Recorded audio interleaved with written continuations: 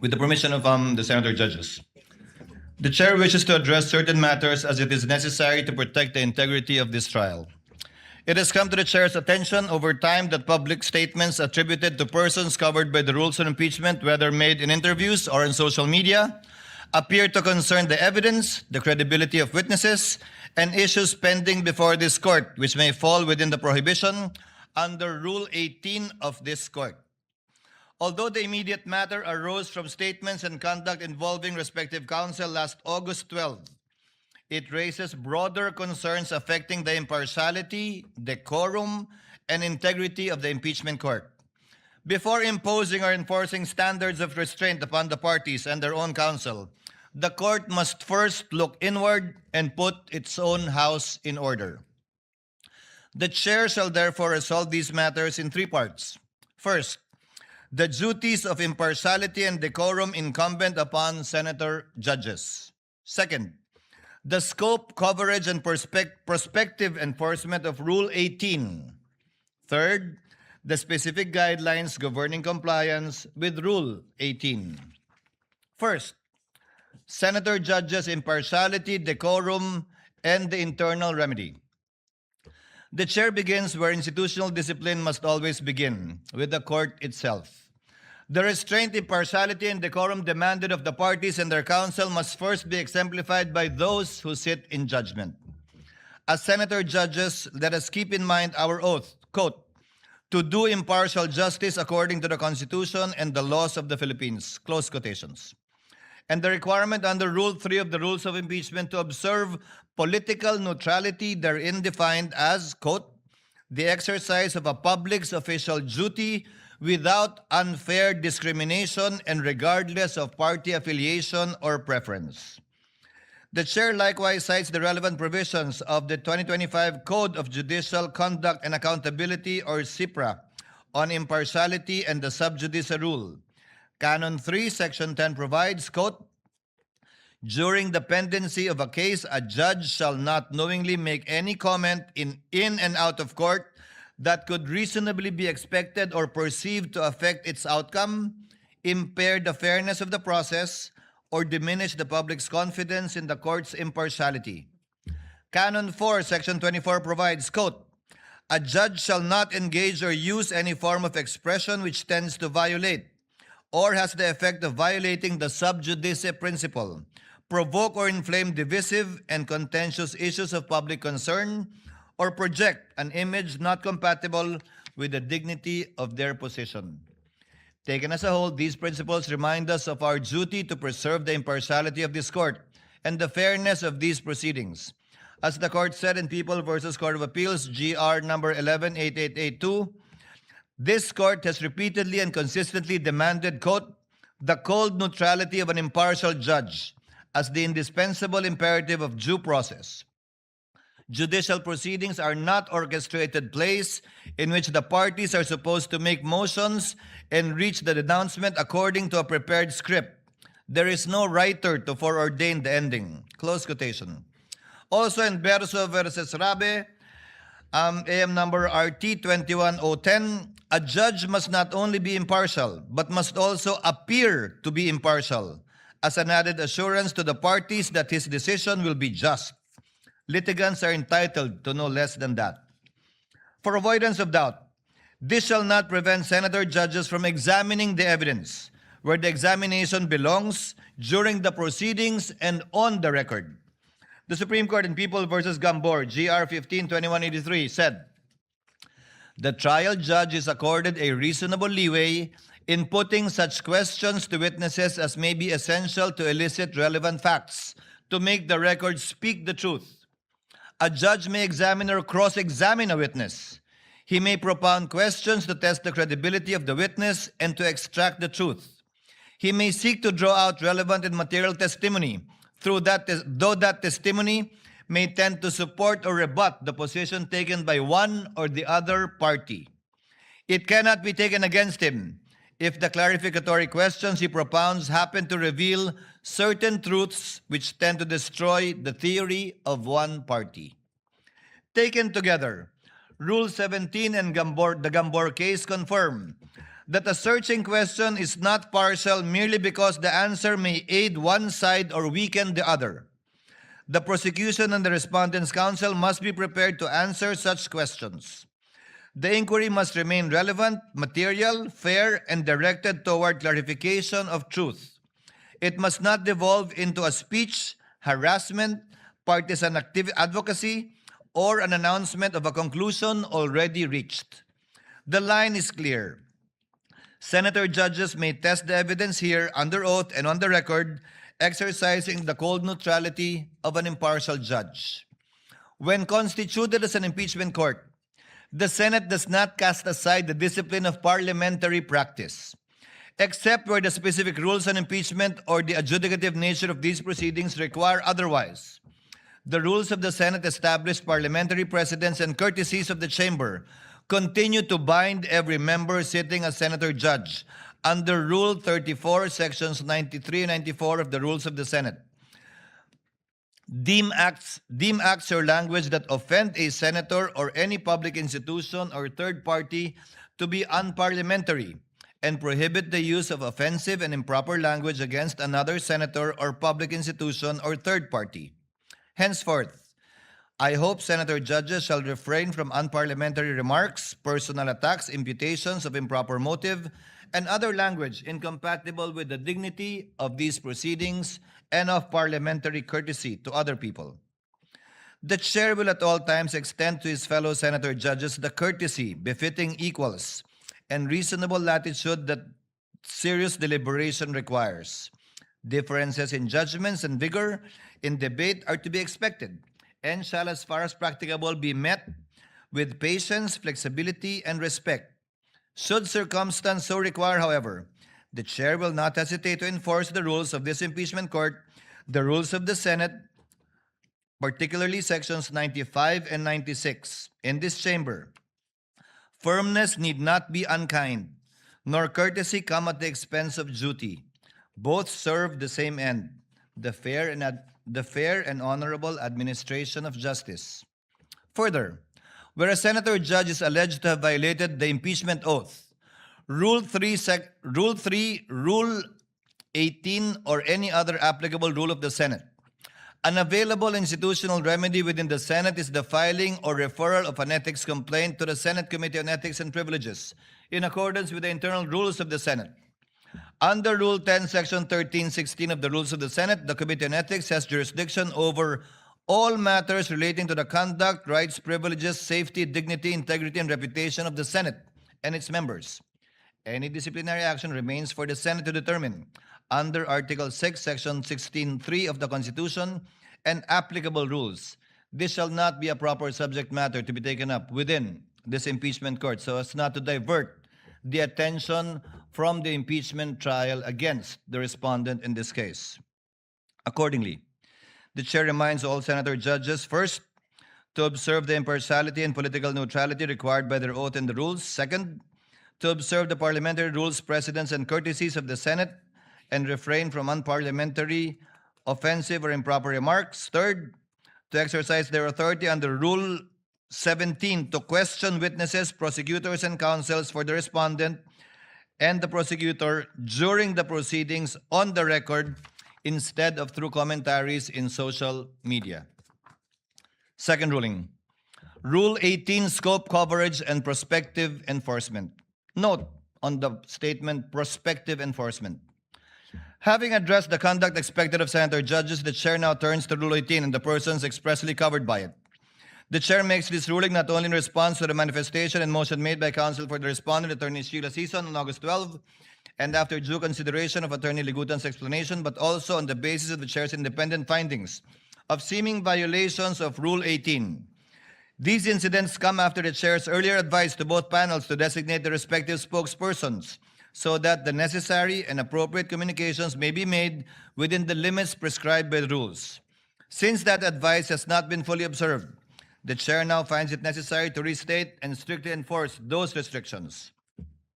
Article 18 of the Rules on Impeachment provides, the presiding officer, the members of the Senate, shall refrain from making any comments and disclosures in public pertaining to the merits of a pending impeachment trial, The same shall likewise apply to the prosecutors, the person impeached, and their respective counsel and witnesses. This rule exists to balance the public's right to information on matters of public concern with the need to protect the integrity of the proceedings from public prejudgment. The rules of court apply only suppletorily to these proceedings. When the rules on impeachment expressly and specifically govern a matter, they control. Since Rule 18 directly governs public comments and disclosures pertaining to the merits of the pending impeachment trial, it is for this court, in the exercise of its authority and sound discretion, to determine whether a particular statement violates that rule. Henceforth, with respect to prior statements or conduct covered by Rule 18, the court shall extend grace, exercise liberality, and wipe the slate clean, tabula rasa, so to speak. From this point forward, however, Rule 18 shall be strictly enforced and be given full force and effect. Accordingly, the chair hereby strictly enjoins all persons covered by Rule 18. You know who you are, and based on the records, we know who you are. From making public statements or otherwise discussing, sharing, or endorsing comments pertaining to the merits of this pending impeachment trial, and from engaging in trial by publicity, as they directly threaten the independence of the court, degrade the dignity of the tribunal, and risk turning it into a circus, and weaponize the media to substitute public outrage or actual evidence. We are in receipt of the appearances of the parties. So, ang covered po ng Rule 18 would be all those who appeared, both from the panel of prosecutors and the counsel for the panel of prosecutors. Chair earlier reminded the parties, designate a specific spokesperson. Wala pong problema kung hindi naman siya kasama sa panel. Walang problema kung hindi siya kasama sa counsel for the panel of prosecutors. The spokespersons are free to say whatever they want to say, but not, and there are limitations insofar as the panel of prosecutors and the counsel for the panel of prosecutors is concerned. Clearly, up to today, the spokesperson of both parties are still part of the counsel for the parties, some with more violations than others.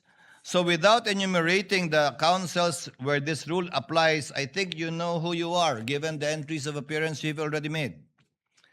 These restrictions apply with particular force not only to counsel for the parties, but also to us, senator judges, and all other persons whose public statements are governed by Rule 18.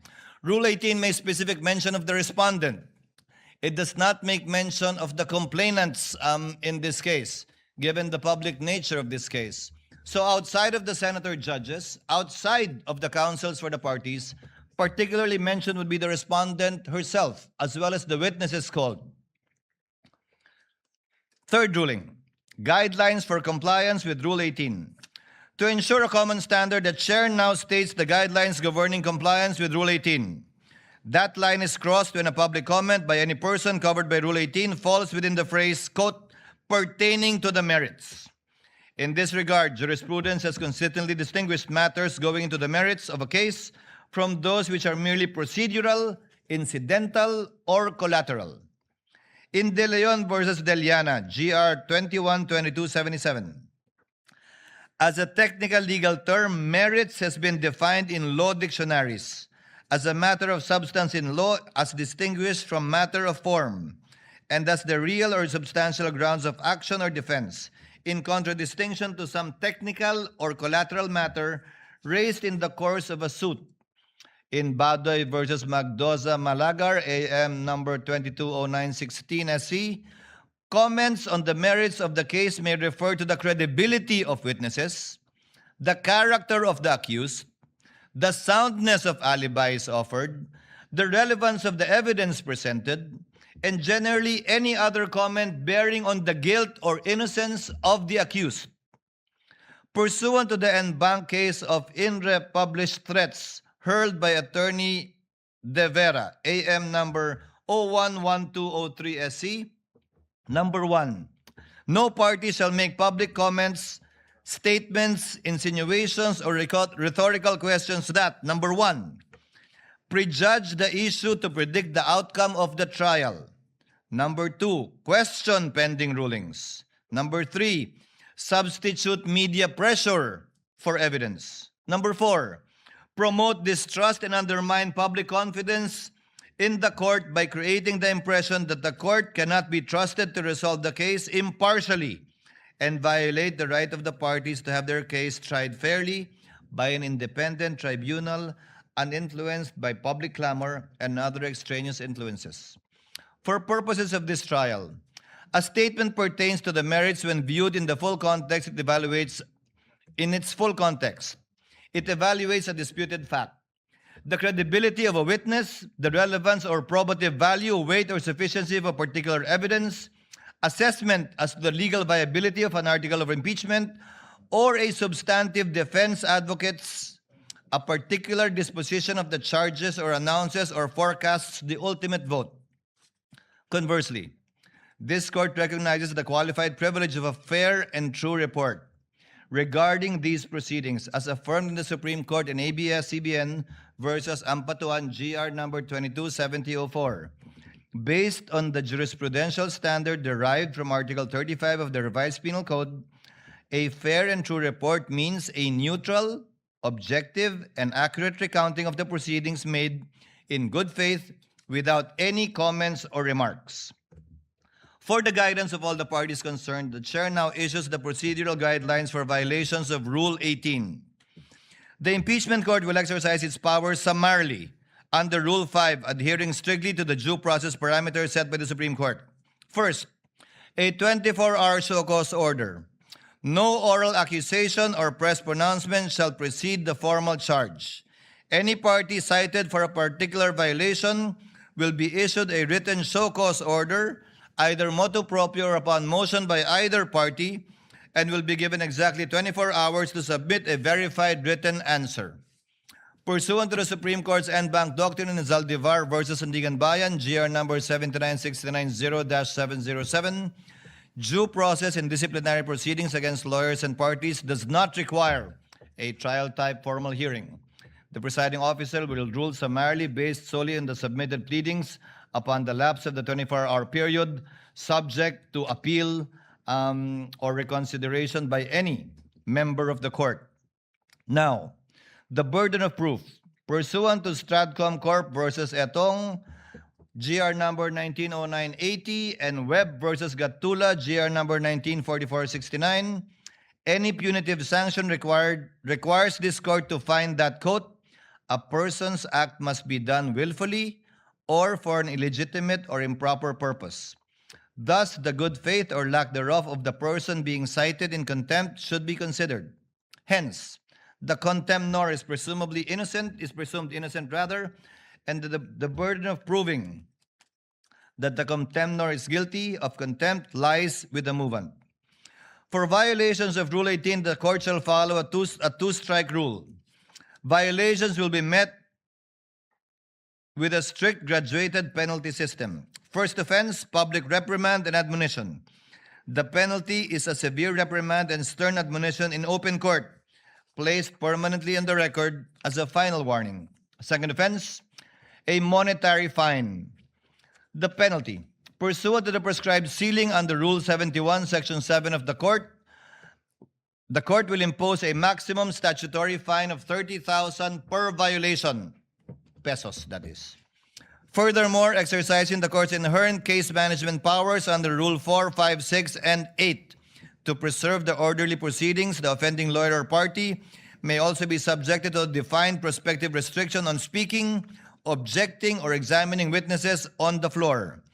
Each subsequent violation of Rule 18 shall be punished the same way as a second offense, third, fourth, so on, with a fine of 30,000 pesos. In all cases wherein a member of the bar is concerned, independently, pursuant to the case of Inre Almacen, the certified incident record will be transmitted and formal referral will be made to the Office of the Bar Confidant, the Integrated Bar of the Philippines, and/or the Supreme Court for possible disciplinary sanction regarding the person's license to practice. The court also reminds respective counsels of the parties that CIPRA Canon 2, Section 19 prohibits lawyers to comment or publicize opinion pertaining to a pending proceeding in a manner that may cause prejudgment, sway public perception, influence the tribunal, or create a widespread perception of guilt or innocence. CIPRA likewise requires professional responsibility on the use of social media and prohibits the dissemination of false or unverified claims or disinformation. Rule 18 does not, by its terms, cover outside observers or spokespersons who are not counsels of record. Such persons, however, remain subject, when applicable, to the rules on indirect contempt, and if they are members of the bar, to the CIPRA rather. Counsel of record must litigate their respective causes before the court, not in the court of public opinion, through interviews, social media posts, or publicly generated, authorized, encouraged, or disseminated through surrogates. Counsel cannot have their cake and eat it too. They cannot invoke the authority of this court while simultaneously seeking to influence the proceedings through extrajudicial publicity. In fact, the chair has in its hands certain statements to cite as examples, without naming names, but you know who you are, who mentioned these quotes. Quote, hindi naman pinag-uusapan dito yung kontrata, pinag-uusapan dito yung banta. Yung banta, nakita nyo sa video, may nagbanta talaga at si Vice President yon, hindi ba? If this was stated by a spokesperson or any third-party observer, it would not have been a problem. But this was stated by a counsel of record. Actually, more specifically, one of the counsels for the private prosecutors. Quote, the country witnessed what I have been saying all along. The complaint is not supported by evidence. An impeachment proceeding should be grounded on credible evidence, not speculation, manufactured narratives, or unsupported allegations. The rule of law depends on facts, not fiction. Quote, meron ba talagang kinausap na mamamatay tao? Meron ba talagang mamamatay tao? Napakaliwanag na ho sa sagot dyan. Meron. Ano ho ang prueba natin? Yung tinatawag na admission against interest ng Vice President. Again, to reiterate, if this was stated by any other party or person, not a member of the panel of prosecutors, not counsel for prosecutors, not the counsel for respondents, it would have been perfectly okay. But since this was stated by one of those covered by Rule 18, it is covered by Rule 18. Quote, since na-establish na namin yung hinahanap namin doon sa talagang testigo lamang, 3 testigo lamang, finorgo na namin yung ibang mga testigo, na-establish na namin ang gusto namin i-establish sa Article 4. Quote, itong mga bank records don't lie. Hindi na ho ito pwedeng maspin. Yan at sabihin gawa-gawa lang ng prosecution ng gobyerno. Itong mga usapin na ang explained wealth ng Vice President. Quote, it is clear that the Vice President had a direct hand on this. She signed off to it. No, not just the use, but the way it was liquidated. Quote, yun pong binabanggit ni Attorney Capona na scam. Yun pa rin ho yun. Pagtingin ho namin na inilantad ngayong araw po na ito, yung pagiging scam, iskandalo nitong confidential fund misuse. Quote, malinaw din na sinasabi niya na hindi kailangan sabihin pa na ginamit ito para sa personal na paggamit ng Vice President, itong confidential funds na ito. Dahil sabi nga niya, nakalagay na yan doon sa joint circular. Quote, siguro naman, it's plain for everybody to see yung conclusion, no? Yung conclusion na tama ba yung pinagamitan ng confidential fund? Hanggang kailan ba yung pagpipikit mata natin sa isang bagay na napakaklaro naman? Quote, to be fair, let's wait for their defense if they have any or their evidence. But so far as we are concerned, our position, you violated the public trust. Fraudulent liquidation, so you have violated the law. You already betrayed the people's trust. Quote, sa totoo lang po, yung testimonya ni Ms. Acosta na nagsasabing si Pangalawang Pangulo Duterte mismo ang nagbigay ng utos na ibigay ang 125 kay Colonel Lachica. Sapat na ho yun doon sa pagpapakita ng maling paggamit ng confidential fund. Quote, to us, it's a scam that was masterminded by the Vice President. Again, these are statements that may be said by any third party, but certainly not by any of the counsel for the parties. I would like to give credit where credit is due as well. There are some counsel for the parties who have been very circumspect with their statements. And you also know who you are. After hearing these examples, no person covered by Rule 18 may reasonably claim uncertainty as to where the line is drawn. The statements read to the record are illustrative, not exhaustive. They are cited not to punish past conduct, but to give clear and fair warning of the standard that shall govern henceforth. As the chair stated in my opening statement, the discretion entrusted to this court will be exercised with a steady hand, liberal where justice permits, but exacting where fairness, due process, and the integrity of these proceedings demand. Consistent with that commitment, the court will strictly enforce the restraint required of counsel outside the courtroom, while ensuring that within the courtroom, counsel are afforded reasonable latitude to present their arguments, challenge rulings through proper channels, and advocate their respective causes fully and fairly. This discretion does not require counsel to remain silent within the impeachment court. The Supreme Court ruled in ABS-CBN Corporation v. Ampatuan, as earlier cited, that the court recognizes that lawyers may criticize the courts and their decisions, subject to the responsibilities they bear as officers of the court. Such criticism, however, must be legitimate, made in good faith, and directed toward the proper administration of justice. Rule 18 closes the avenue of litigating the merits through interviews, social media, and the court of public opinion. It does not close the courtroom to legitimate advocacy. If counsel believes that the ruling is erroneous, that a proceeding has become unfair, or that conduct affecting the trial requires correction, the proper course is to bring the matter before the court where it may be heard, answered, and resolved on the record. Rule 18 demands restraint beyond these walls. It does not command silence within them. This court will not close the door to trial by publicity. Rather, this court will close the door to trial by publicity, but it will keep the courtroom open to the disciplined advocacy where evidence is tested, error is corrected, and justice is done. Within these chambers, counsel shall be afforded reasonable latitude to present their theory of the case and vigorously test the evidence. Emotions may run high and frustrations may arise in the course of adversarial proceedings, but neither excuses a departure from the restraint and decorum expected of officers of the court. The case of Navarrete versus Court of Appeals, GR number 124245, mirrors the exact situation that has transpired before the court. Quote, with respect to the words swindlers, plunderers, stupid, and bastards, uttered by private respondent in the course of her testimony, we are inclined to disagree that such language is too ignominious and degrading for a lawyer to say to a fellow lawyer in the courtroom.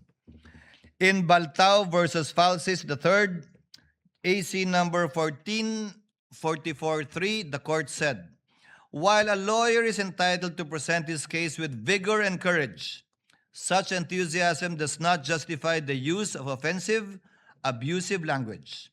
Language abounds with countless possibilities for one to be emphatic but respectful, convincing but not derogatory, illuminating but not offensive. The latitude afforded to counsel is not a license to substitute inflammatory, intemperate, or undignified characterizations for proof. Consistent with the chair's earlier ruling, the term scam, mastermind, modus operandi, as used during the past proceedings, stands stricken from the record. Counsel remain free to advance the factual and legal theories underlying their positions, but they must do so through evidence, reasoned argument, and court-appropriate language, not through expressions that prejudge disputed facts, attribute wrongdoing not yet established, cast offensive personalities upon others, or needlessly inflame the proceedings. Language uttered in the presence of the court that amounts to disrespect, offensive personalities, or misbehavior that obstructs or interrupts the proceedings may, when the applicable threshold is met, be dealt with as direct contempt under the rules on impeachment, with Rule 71, Section 1 of the rules applying suppletorily. Whether or not such language rises to the level of direct contempt, counsel remain independently bound by the CIPRA to observe courtesy and civility and the use of dignified language in all their professional dealings, even as adversaries. This brings the chair to the relevant provisions of the CIPRA independently of Rule 18, Canon 2 of the CIPRA requires every lawyer at all times to observe respect and courtesy in personal and professional dealings. Canon 2, Section 2 further requires lawyers to act with courtesy, civility, fairness, and candor towards fellow members of the bar. These duties govern how counsel treat one another both in and outside the courtroom. Canon 2, Section 4 likewise requires dignified language in all personal and professional dealings and prohibits abusive, intemperate, offensive, or otherwise improper language, whether oral or written, and whether made through traditional, electronic, mass, or social media. For the avoidance of doubt, Rule 18 applies only to the persons expressly covered therein: the presiding officer, the senator judges, the prosecutors, the person impeached, and their respective counsel and witnesses. With respect to counsel, Rule 18 applies specifically to those who have formally entered their appearance before the impeachment court. Separately, when a spokesperson is a member of the bar but has not entered his or her appearance, the relevant provisions on indirect contempt under Rule 71, Revised Rules of Court, and when warranted, the CIPRA shall nonetheless apply to said person. In any case, this shall be without prejudice to any recourse to Rule 71, Revised Rules of Court, with respect to any person who may commit indirect contempt against the impeachment court not covered by Rule 18. Accordingly, the chair hereby declares, number 1, directing all persons covered by Rule 18 to refrain from making, sharing, endorsing, or otherwise amplifying any public statement concerning the merits of the pending trial. Counsel for both parties are further directed to observe the applicable provisions of CIPRA. Number 2, reiterates the chair's suggestion that each party consider appointing a spokesperson who is not a member of their legal team, or if they are, for it to be clear to them that these rules shall apply to them, given that they are counsel for the parties strictly. If the parties elect to retain their current spokespersons, the Rule 18 shall be strictly applied as to them. The court further advises respective counsel that the violation of this order may carry consequences separate from contempt. Where the same conduct appears to violate CIPRA, the chair may direct the clerk to transmit the certified copy of the pertinent order, transcript, and records to the Supreme Court or the Office of the Bar Confidant for whatever action the Supreme Court may deem proper. Such transmittal is a referral, not a finding or penalty of professional discipline. Disciplinary jurisdiction over members of the bar still remain with the Supreme Court. Further, for avoidance of, again, doubt, a referral through the Office of the Bar Confidant shall not rest on an alleged violation of Rule 18 standing alone. Such referral may concern other conduct outside of Rule 18 unbecoming of a member of the bar. The chair then issues this final warning: on any willful disobedience of this order, it shall be dealt with accordingly henceforth. The ruling prescribes the standards governing future conduct and does not by itself adjudge any identified person guilty of contempt or liable for a professional violation. The chair closes with separate reminders to the prosecution, counsel for the respondent, and senator judges. To the prosecution, the primary duty of a public prosecutor is not to convict, but to see to it that justice is done. This duty is expressly stated in Canon 2, Section 31 of CIPRA, and echoed in Attorney Francisco versus Attorney Zuniga Lagman, AC 13035. The prosecution's object must therefore be the just resolution of the case, not victory at all costs. This obligation governs not only the evidence and arguments presented before the court, but also counsel's conduct outside of it. To the respondent and her counsel, the corresponding duty of defense counsel is not to secure an acquittal at all costs. In People of the Philippines versus XXX, GR number 245926, the Supreme Court reminded counsel for the accused of their fiduciary duty to provide competent, efficient, conscientious, and diligent representation. Under the same reason, counsel for respondent must faithfully protect their client's constitutional and procedural rights, rigorously test the prosecution's evidence, and hold the prosecution to the burden of proof governing these proceedings, while remaining within the bounds of the law, ethics, and the lawful orders of this court. To my fellow senator judges, including this representation, the chair adopts the reminder in Webb versus De Leon, GR numbers 1234 and 1245. Quote, more than convicting the guilty and acquitting the innocent, the business of this court is to assure fulfillment of the promise that justice shall be done and is done, and that the only way for this court to obtain an acquittal